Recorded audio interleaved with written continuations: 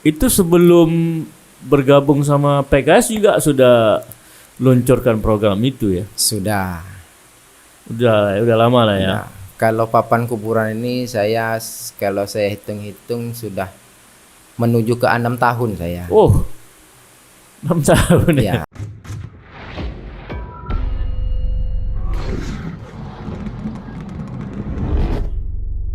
Assalamualaikum warahmatullahi wabarakatuh. Waalaikumsalam warahmatullahi Selamat wabarakatuh. malam Bang Mulyadi. Malam Pak Ketua. Selamat malam buat teman-teman sekalian bersama Desima Dewan Sip Malam. Malam hari ini kita bersama Bang Mulyadi. Siapa yang tak kenal Bang Mulyadi di Pangkalan Kerinci? Bang Mul, Yap. sehat Bang Mul? Alhamdulillah sehat Pak. Alhamdulillah. Udah makan ya? Tentu sudah ada. Udah jam berapa ini? Oke, Bang, ini kan kita mau ngobrol-ngobrol nih sama Bang Mul. Udah berapa tahun di PKS? Kalau di PKS ini, kalau dari awalnya seputaran hampir 2 tahun lah. Hampir 2 tahun ya. Berarti sejak 2020 atau 21 ya? 2020 akhir setelah pilkada. 2020 akhir setelah pilkada. Ya, 2 tahun lebih. 2 tahun, Kurang lebih ya? kurang lebih 2 tahun. Oke. Ya, alhamdulillah teman-teman sekalian, ini Bang Mul sudah bergabung bersama PKS dan saat ini menjabat sebagai Ketua PKS Kecamatan Pangkalan Kerinci. Boleh nanya Bang, apa kira-kira yang menyebabkan Abang memilih bergabung bersama PKS?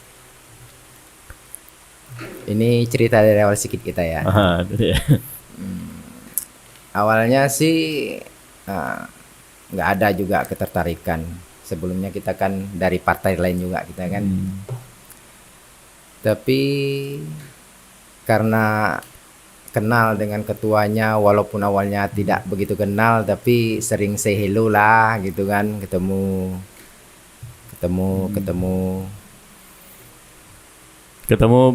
Berinteraksi lah ya. ketemu kita berinteraksi kita kan waktu itu kan, cuman tidak begitulah. Malahan kita janji ngopi 2 tahun, kita janji ngopi baru ketemu kita itu dari 2019 kita ngopinya di 2021 Setelah pilkada ya. setelah pilkada. Iya. Lama. Karena pilkada kita berbeda pilihan. Kita berbeda pilihan. Kita pilkada tidak sama. Karena waktu itu saya mengusung bupati yang sekarang, ya kan. Makanya kita nggak bisa ngopi waktu itu. Iya, kalau ngopi bahaya. Sangat bahaya waktu itu kalau ngopi. Oke. Tapi jadi ketertarikan saya di waktu itu, awalnya saya tidak tertarik. Awalnya saya ingin membantu. Karena saya awalnya dari partai yang lain dan saya ya keluarlah, saya bilang itu entah keluar entah dikeluarkan, saya pernah bergabung di partai lain. Jadi sehabis dari situ saya agak tertarik lihat dari sosok ketua DPD PKS ini. Ini dia. Itu salah satunya. Salah lainnya berarti ada ini. Salah lainnya ada. Jadi ada yang saya tertarik dari ketua PKS ini. Jadi sewaktu itu saya berkata kepada Mas Kenny, trip ini saya ingin membantu Pak Abdullah. Saya bilang, saya tidak inginlah saya bersibuk-sibuk berpartai, saya bilang kan. Jadi saat itu Pak Sukeni masih ketua PKS. Sudah ini. Waktu itu habis pilkada masih ketua PKS. Desember kami Desember pergi. terakhir. Jadi sewaktu itu dia masih ketua PKS kalau tidak salah saya. Jadi saya bilang waktu itu nanti untuk 2024 sepertinya saya ingin kuat membantu Pak Abdullah untuk provinsi.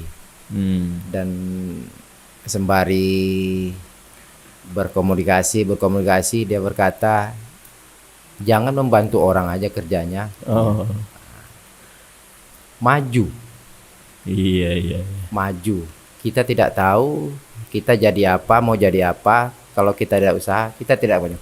Maju, saya dukung. Nah, itulah kata beliau. Tapi saya masih waktu itu ya berpikirnya ya negatif aja, dalam arti kata bukan apa. Kalau saya maju apa saya punya uang? Saya tak punya uang. Belum berpikir untuk maju lah waktu itu ya. Waktu itu saya sedikit pun belum ada berpikir untuk maju. Alasannya uang gitu ya. Alasannya salah satunya itu uang. Tapi setelah waktu ke waktu, Akhirnya abang gabung PKS ya. hari-hari, setelah kita ngopi di sekretariat di apa Di DPRD. di DPRD, Oke. nah itu mulailah saya dekat dengan ketua kan. Nah, kita komunikasi, ketemu. Dan akhirnya saya waktu itu belum masuk tapi saya sudah liko. Sudah ikut liko, diajak liko dengan Mas Kenny. Sudah ikut pembinaan PKS Sudah lah ya. pembinaan. Setelah pembinaan saya baru dimasukkan ke Kesos pertama waktu itu. Sebelum ke Kesos ke pemudaan. Ya, ke bidang ya. Ke bidang. Jadi saya perhatikan, saya rasakan ada agak lain gitu di Sebelumnya. dari yang tempat sebelumnya gitu. Ada banyak perbedaan. Apa gitu. itu bang? Biar aku ini juga nih, biar tahu juga kenapa abang. Nah sekarang nyaman lah gitu kira-kira. Nyaman atau enggak nih? Kalau dari sisi partai, saya terasa nyaman. Perbedaannya apa tadi yang mau disebut tadi? Salah satu perbedaannya di sini, walaupun pergerakannya tidak begitu kali dengan semata-mata dengan uang gitu. Memang segalanya memang harus dengan uang. Tapi di dalam ini pembinaannya sangat kuat gitu. Hubungan antara dari teman ke teman kuat, erat. Dalam salah satunya Liko, yang di sebelumnya juga ada juga sih pengajiannya gitu kan. Cuman di sini karena saya lebih tertarik itu tadi, hal-hal di partai ini tidak saya temui juga yang di sebelumnya gitu. Salah satunya persaudaraan. Salah satunya persaudaraan. Di yang sebelumnya itu saya banyak teman, ya banyak kawan. Tapi setelah di sini saya merasa teman saya ini seperti satu Indonesia saya. Kenapa gitu? Jadi kalau saya misalnya saya berangkat ke satu tempat gitu kan, misalnya ke satu provinsi lah kita gitu, ke Siak atau ke kabupaten lain atau ke kecamatan lain gitu, rasanya seperti bisa komunikasi sama bisa teman PKS di komunikasi sana. dengan teman PKS yang lain gitu. Di sana walaupun kita tidak pernah bertatap muka, tapi kita udah ketemu kita di medsos. Jadi rasanya kita kemana aja gitu nyaman gitu. Ya. Oke. Itu salah satu yang saya tertarik. Nah akhirnya kan Bang Mul terlibat aktif di PKS, kemudian sebagai ketua PKS Kecamatan Kerinci juga buat beberapa program. Ada beberapa kali Bang Mul saya lihat membawa orang sakit pakai mobil khidmat PKS, bawa ke tempat urut, ke rumah sakit. Kemudian ada program papan kuburan gratis untuk masyarakat Mengan Kerinci dan lain-lain. Kenapa Bang buat seperti itu? Saya buat itu semata-mata bukan ingin saya seperti Pak Abdullah ya. Bukan saya kepingin ya saya gitu. Memang Pak Abdullah itu kan terkenal dengan desimanya, dengan apanya. Jadi saya ingin berbuat seperti itu, seperti mengantar orang sakit kan. Kenapa mereka bisa, saya tidak bisa gitu. Mereka ini siapa nih? yang lain-lain kan ada grup-grup yang sebelum saya. Orang-orang lain lah ya. Iya. Mereka bisa berbuat baik, kenapa saya tidak bisa kan itu? Artinya berpacu dalam kebaikan ya. Nah, Berlomba dalam kebaikan. saya bukan mencari orang yang sakit, mencari orang yang susah gitu kan. Tapi kalau misalnya ada orang sakit, bukan kepingin, perlu dia mobil Hikmat PKS, insya Allah saya tanyakan kepada abang kan, mobil bisa kita pakai untuk orang sakit. Sekretariat ya. Kita tanya ke sekretariat. Nah, jadi orang bisa, kenapa kita tidak bisa? Itu cukup banyak ya abang antar baik itu pakai mobil PKS atau mobil pribadi ya. Ya, alhamdulillah lah. Terus papan kuburan gratis itu sebelum bergabung sama PKS juga sudah luncurkan program itu ya. Sudah. Udah lama lah ya. Nah, kalau papan kuburan ini kalau saya hitung-hitung sudah menuju ke 6 tahun saya. Oh, 6 tahun ya. Ya, menuju ke 6 tahun. Dan frekuensi yang merequest itu gimana tuh? 6 tahun ini stabil misalnya seminggu itu setiap hari ada atau seminggu itu 3 kali? Itu kayak mana tuh jumlahnya gitu? Kalau bisa jangan stabil gitu. Karena kalau stabil kita kan juga berarti kita mendoakan orang meninggal nih, Pak. Enggak pengalaman. Iya, pengalaman selama ini gitu. Kadang ada 1 hari sampai 2 kali. Kadang paling banyak 3 kali 1 hari. Tapi besoknya nggak ada gitu. Besoknya nggak ada. Kalau rata-rata 1 minggu berapa kali itu? Kalau rata-rata 1 minggu, 1 minggu ini 1 kali. 1 minggu 1 kali ya. Kalau minimal rata-rata 1 minggu 1 kali. Kalau dihitung. Cuman kadang-kadang lebih. Kadang-kadang lebih. Iya. Tapi kalau di rata-rata sejak 6 tahun lalu 1 minggu 1 kali lah anggap ya. Kalau di rata-rata 1 minggu 1 kali. Oh, udah 6 tahun 1 minggu 1 kali. Kalau diduitkan kan lumayan juga itu, Bang. Kalau orang beli lah biasanya. Abang kan kasih gratis ini ya? Saya kasih gratis. Oh, enggak peduli dia misalnya memang mampu atau tidak mampu. Iya. Bebas. Bebas. Oh, gitu. Iya. Artinya kalau orang biasanya dia tidak gratis, 1 paket untuk kuburan itu dia harus mengeluarkan duit berapa itu papan itu? Kalau dulu saya kenakan hampir 200.000. 200.000 lah ya. 200.000. Nah kalau 200.000 ini abang gratiskan 1 minggu 1 kali, anggaplah apalagi lebih ya kan. Kalau 5 kali aja sebulan, berarti ya 1 jutaan kurang lebih ya. Iya. Yang paling banyak itu waktu COVID.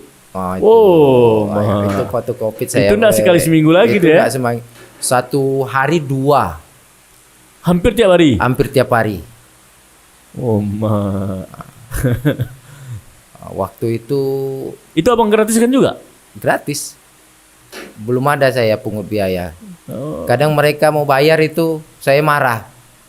Mereka ngotot mau bayar, saya ngotot juga nggak mau nerima gitu kan. Iya. Jadi ini nggak kekurangan kayu ini? Insya Allah kalau kayu nggak kekurangan. Belum pernah kekurangan. Adalah semalam kebetulan waktu yang meninggal orang kilo 55, dia menelpon saya lagi diukui. Nah, jadi nggak dapat lagi. Jadi nggak dapat. Kalau ada saya belahkan, saya olahkan bahan itu. Tapi kan ada anggota, Bang. Mereka kalau yang belah itu dia tidak bisa. Oh, gitu ya. Itu mesti abang langsung nangani itu ya. Jadi kalau yang mengetamkan saya kasih anggota saya. Kalau yang belah itu nggak ada, memang harus saya yang belah gitu. Ya. Tapi sejauh ini ke depan masih terus berjalan program bantuan itu ya, papan kuburan ya.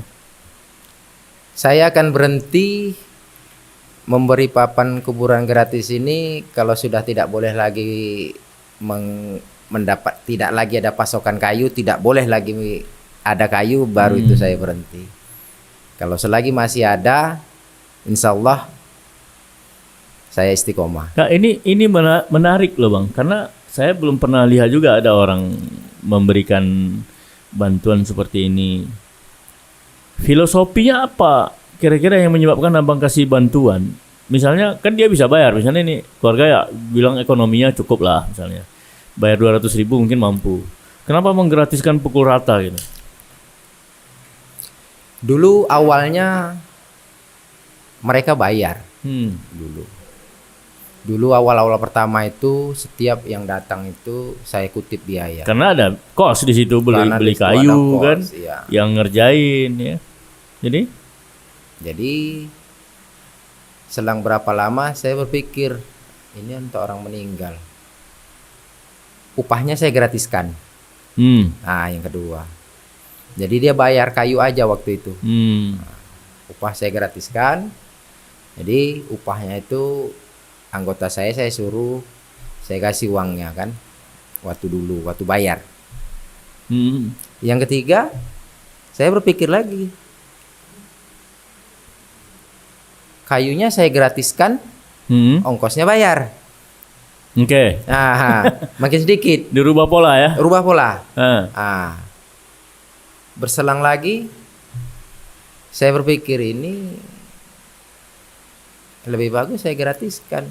Saya gratiskan. Kayu tidak bayar, ongkos tidak bayar. Dan itu kadang orang itu ngotot membayar karena yang meninggal ini orang berada kan. Iya. Saya ngotot juga itu tak mau menerimanya. Saya pernah sampai mau marah itu. Nah, alasan Abang apa nih? Ketika mereka kan mampu bayar nih. Iya. Apa alasan yang kira mendasari Abang buat itu udah gratis ya semua?